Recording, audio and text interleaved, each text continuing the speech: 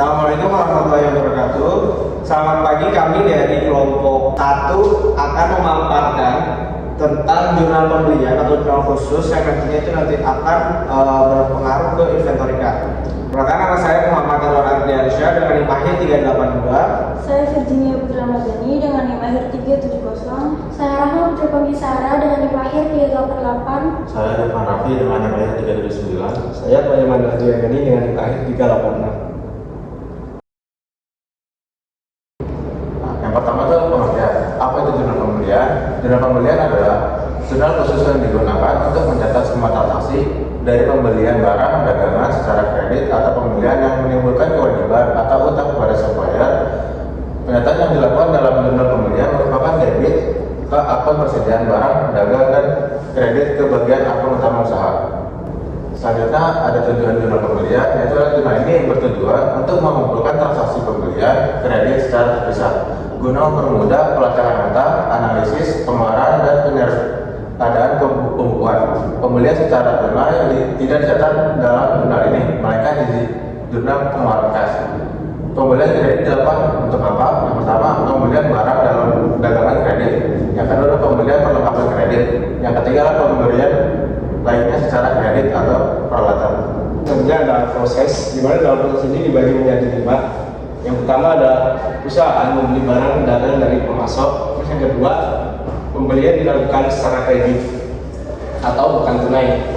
Yang ketiga itu perusahaan menerima faktur pembelian sebagai bukti dari pembelian yang dilakukan oleh perusahaan. Yang keempat, transaksi dicatat dalam jurnal pembelian. Terus yang kelima itu yang kredit. Di akhir periode total jumlah pembelian diposting ke dalam buku besar. Selanjutnya ada format jurnal pembelian. Di sini ada tanggal. Nah, ini tuh tanggal terjadinya pembelian. Kemudian ada dokumen number atau nomor faktur. Kemudian ada vendors, yaitu nama pemasok. Kemudian di bagian debit ada merchandise inventory. Diisi jika pembelian berupa barang dagang. Kemudian ada PPN income. Diisi jika ada PPN masukan. Dan kemudian di sisi kredit ada total hutang dari pembelian kredit. Selanjutnya itu ada pengaruh jurnal pembelian pada inventorika. Nah, pada metode perpetual, setiap pembelian itu langsung menambah persediaan sehingga inventorika itu ikut berubah saat transaksi terjadi. Nah, sedangkan untuk metode periodik itu pembelian langsung dicatat ke akun pembelian sehingga inventorika itu tidak berubah sampai dilakukan stok opnam di akhir periode. Nah, kemudian perpetual itu tuh membuat data persediaan selalu real time, sedangkan periodik memperbarainya pada akhir periode. Oke, di sini ada contoh faktor pembelian yang pertama dari toko durian elektronik untuk ACC elektronik. Di sini toko ACC elektronik melakukan pembelian SAP LED dengan kuantiti sebanyak 32 unit dan SAP LES sebanyak 20 unit, di mana total dari keduanya itu adalah 115.600.000 tanpa PPN, dan setelah ditambahkan dengan PPN 10%, totalnya menjadi 127.160.000. Nah, di sini perusahaan melakukan catatan ke dalam akses jurnal, yaitu di dalam kolom debit ada merchandise inventory sebesar 115.600.000 dan PPN income sebesar 11.560.000. Sedangkan di dalam kredit perusahaan mencatat account payable sebesar 127.160.000. Di sini perusahaan juga melakukan catatan pada inventorika. Nah, perusahaan sudah memiliki saldo awal yaitu sebesar 69 juta, dan pada tanggal 4 perusahaan melakukan catatan pembelian untuk pembelian SAP LED yaitu sebanyak 32 unit dengan harga per unitnya itu adalah 2.300.000. Nah, untuk harganya totalnya yaitu 73.600.000, dan untuk pencatatan pada akun balance yaitu 73.600.000 ditambah dengan saldo awal 69 juta, dan hasilnya adalah 142.600.000. Nah, di sini untuk pencatatan SAP LES sama, yaitu pada tanggal 4 perusahaan melakukan pembelian SAP LES dengan jumlah 20 unit dengan harga per unitnya itu adalah 2.100.000 dan totalnya adalah 42 juta. Nah, perusahaan juga sudah memiliki saldo awal sebesar 42 juta. Jadi total untuk saldo yang dimiliki perusahaan sekarang adalah sebesar 84 juta. Nah, selanjutnya itu ada contoh faktur pembelian yang kedua, di mana faktur ini tuh diterbitkan oleh toko mangga kepada ACC Elektronik pada tanggal 8 Desember 2017. Ada dua jenis barang yang dibeli, yaitu TV dan juga kulkas. Nah, untuk TV itu 47 unit dengan harga satuannya 2.300.000. Kemudian untuk kulkas itu dibeli 17 unit dengan harga satuan 2.100.000. Nah, total harga sebelum pajaknya itu 143.800.000 dan PPN-nya 10%, 14.380.000. Kemudian untuk total akhir yang harus dibayar itu 158.180.000. Nah, kemudian langkah berikutnya itu memindahkan data ke purchase journal, di mana merchandise inventory-nya 143.800, kemudian PPN income-nya 14.380.000, ini di debit, kemudian kreditnya akun payable sebesar 158.180.000. Untuk SAP LED itu kan awalnya 62. Nah, ditambah 47 pembelian akan menghasilkan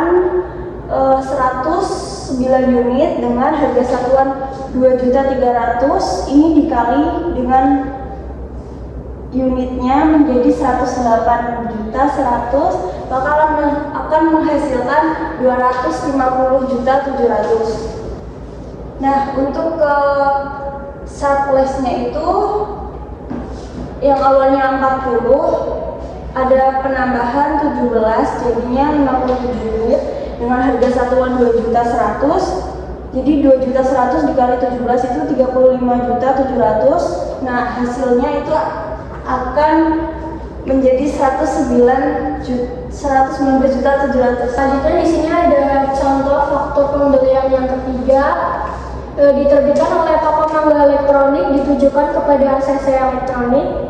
Tanggal fakturnya adalah 19 Desember 2017 dan produk yang dibeli ada TV Sharp LED dengan kuantiti 30 dan harga satuannya 2.300.000. Kemudian ada kulkas 2 pintu dengan kuantiti 15 dengan harga satuan 2.100.000.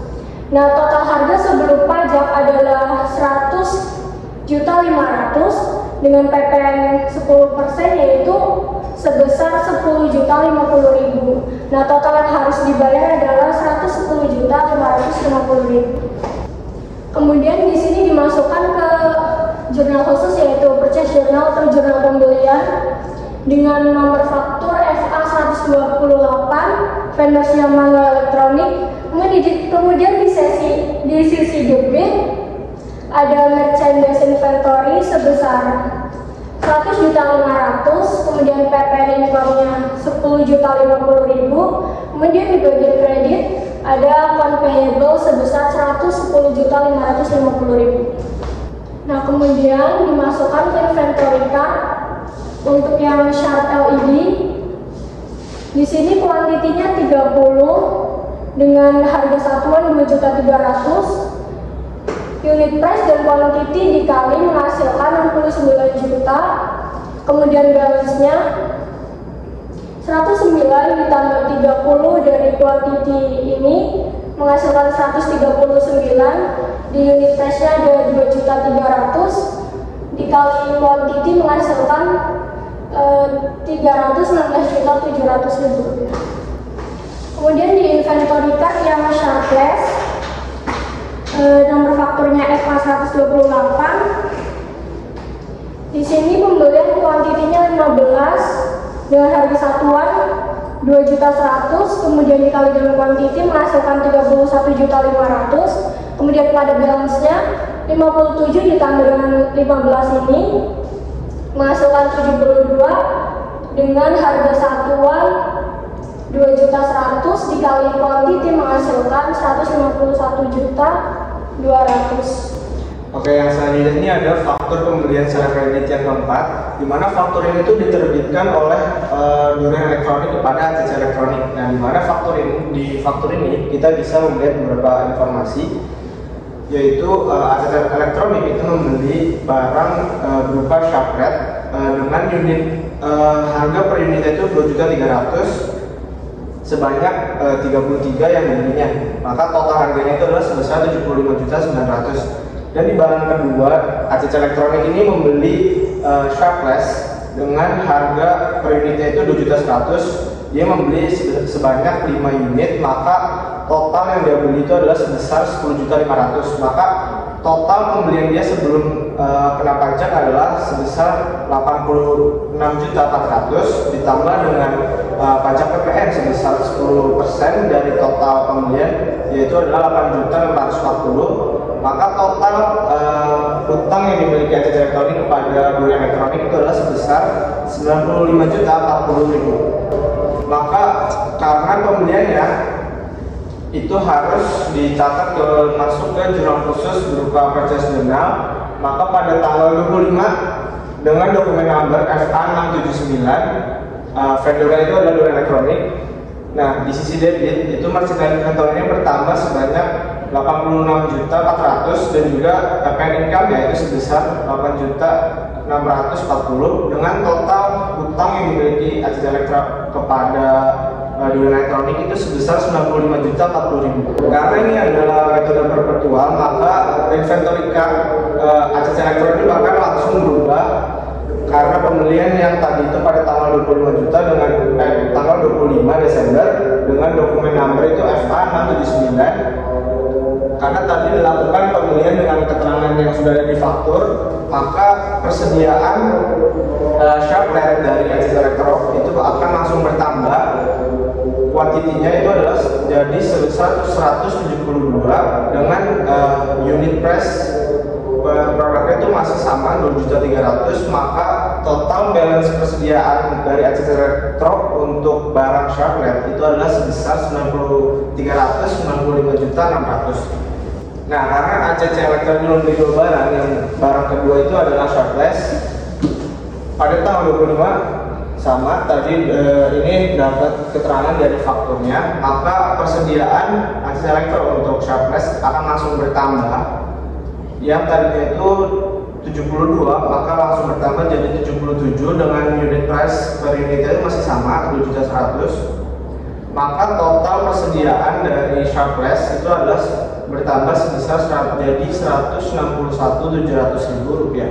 Nah, untuk kesimpulan pemaparan pada kali ini adalah dari kelompok 3, yaitu jurnal pembelian itu merupakan jurnal khusus yang digunakan untuk mencatat seluruh transaksi pembelian secara kredit, terutama pembelian barang dagangan seperti perlengkapan atau peralatan yang menimbulkan suatu hutang kepada vendor atau pemasok. Nah, pencatatan ini itu memudahkan perusahaan dalam memonitor utang dan juga menganalisis pengeluaran serta menyederhanakan suatu proses pembukuan.